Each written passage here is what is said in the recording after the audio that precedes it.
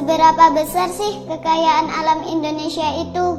Sebesar Indonesia yang terbentang dari Sabang sampai Merauke, dari Miangas sampai Pulau Rote, yang menjadikan Indonesia negara kepulauan terbesar di dunia. Di dalamnya melimpah ruah hasil bumi dan lautnya. Apa aja sih Bu kekayaan laut kita? Laut Indonesia itu salah satu ekosistem laut terkaya yang ada di dunia. Di dalamnya ada beraneka ragam ikan, terumbu karang, dan biota laut lainnya.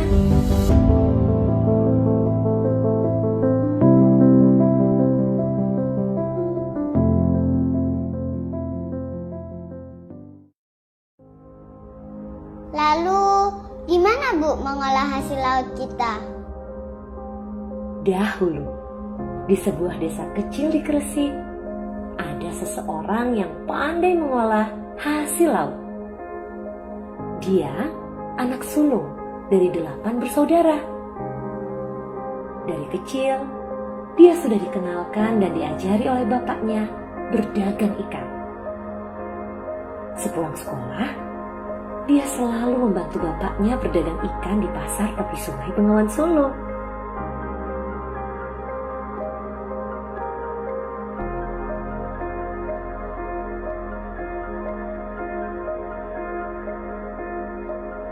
Namun, beberapa tahun kemudian, sebuah jembatan penyeberangan pun dibangun.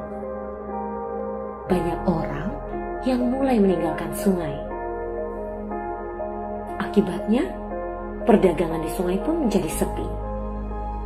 Penjualan merosot, sampai banyak sekali yang berhutang.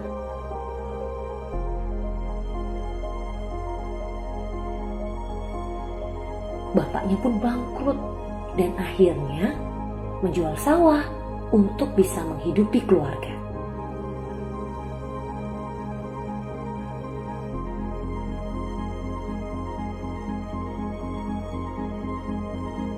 Demi membantu ekonomi keluarga, setiap pagi dia membantu ibunya berjualan bubur. Meskipun tak sampai hati melihat adik-adiknya selalu sarapan bubur, tapi dia belajar ikhlas untuk bisa menerima keadaan. Lalu, apa yang dia lakukan Bu? Apa dia masih bisa sekolah? Tentu saja sayang, karena baginya sekolah adalah yang utama.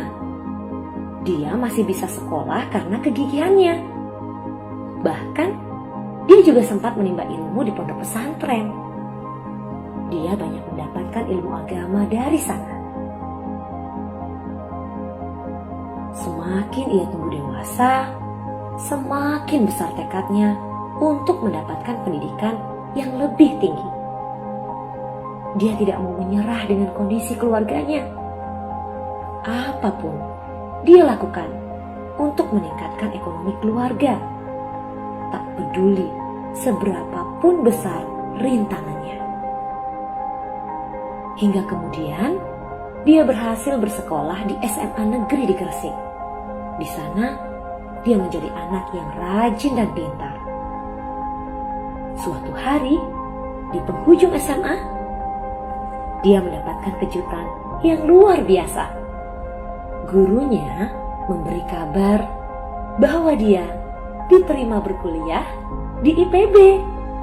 Di mana itu Bu? IPB adalah Institut Pertanian Bogor, salah satu kampus terbaik yang ada di Indonesia. Tapi tempatnya jauh dari Gresik. Nih, coba lihat, aku diterima di Institut Pertanian Bogor. Wah, kamu kuliah di sawah nanti. Paling-paling yang nyawa. Apa sih? Meskipun teman-temannya banyak yang mengejek, justru dia bertekad untuk membuktikan bahwa dia kelak akan jadi orang sukses. Kemudian dia pun pulang dengan sukacita. Tak sabar berbagi kabar gembira ini kepada orang tuanya. Sesampainya di rumah, orang tuanya memang bangga. Tapi mereka juga sedih. karena merasa tidak cukup uang untuk bisa membiayai kuliah dan hidupnya selama di Bogor. Lalu, apa yang dia lakukan, Bu? Dia pun pergi menyendiri, berpikir, mencari cara untuk bisa meyakinkan kedua orang tuanya agar tetap bisa berangkat ke Bogor. Dan setibanya dia di rumah, dia pun melihat rumah bagian belakangnya sudah laku dijual kepada tetangganya. Dan uang hasil penjualan rumah inilah yang diberikan oleh orang tuanya untuk dia berkuliah di IPB.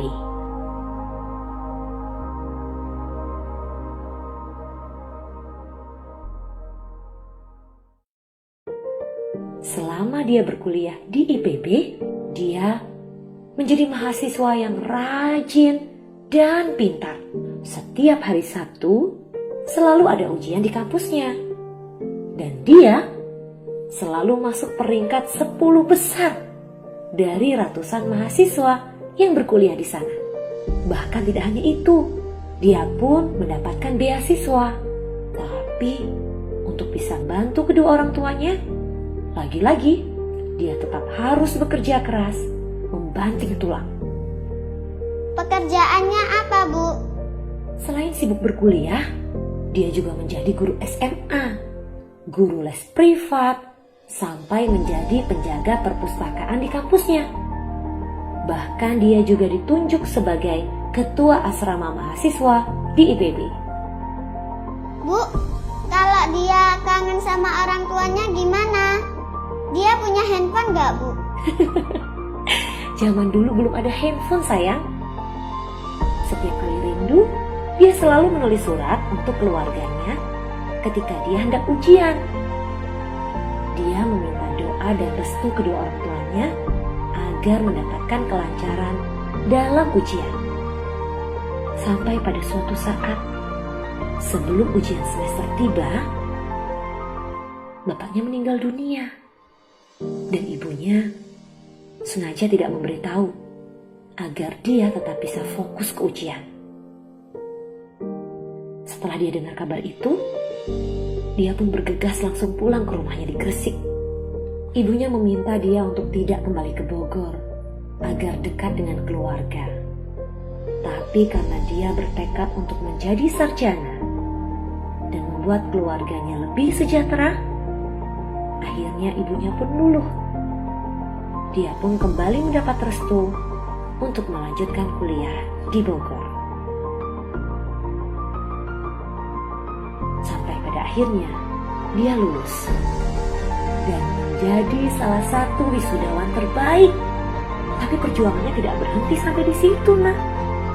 Dia masih tetap harus menghidupi ketujuh adik-adiknya.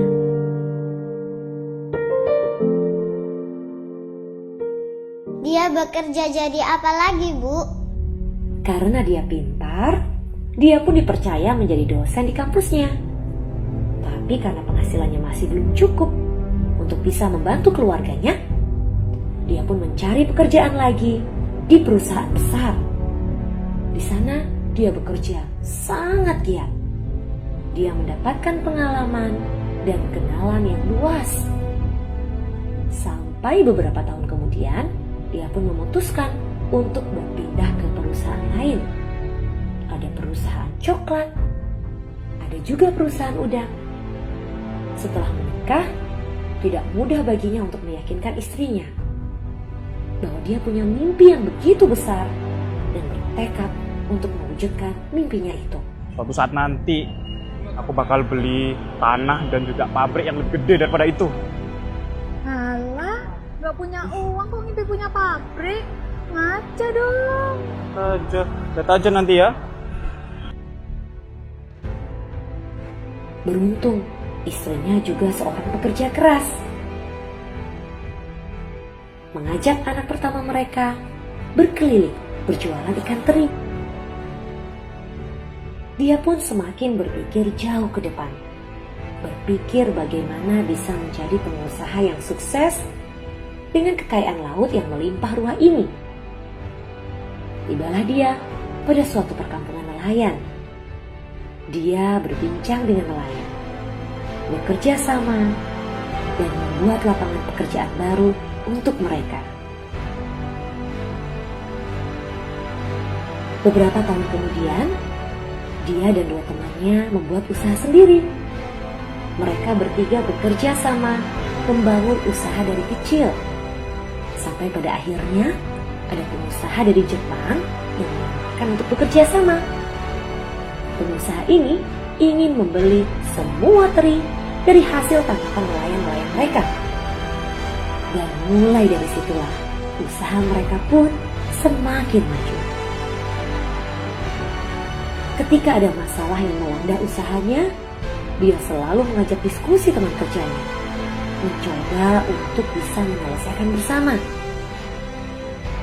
Sampai pada akhirnya, dia pun memutuskan untuk melanjutkan usahanya seorang diri. Apakah usahanya berhasil, Bu? Tentu saja, karena dia bekerja keras, pantang menyerah, dan pandai menjalin hubungan baik dengan sesama. Dia pun berhasil meresmikan perusahaannya di tahun 1994. Dia membesarkan usahanya sampai ke luar negeri. Kehidupan ibu dan adik-adiknya pun jauh membaik.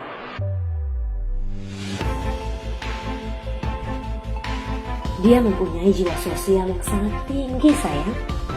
Rasa kemanusiaannya melebihi orang-orang kebanyakan. Dia dengan sukacita membagikan ilmu dan pengalamannya, menceritakan kisah hidupnya dari yang semula tidak mampu menjadi pengusaha yang sukses seperti sekarang. Dari laut, dia menjadi pahlawan untuk sesama. Dia Muhammad Najib. Dia inspirasi kita semua. Dia Muhammad Najib. Dia idolaku.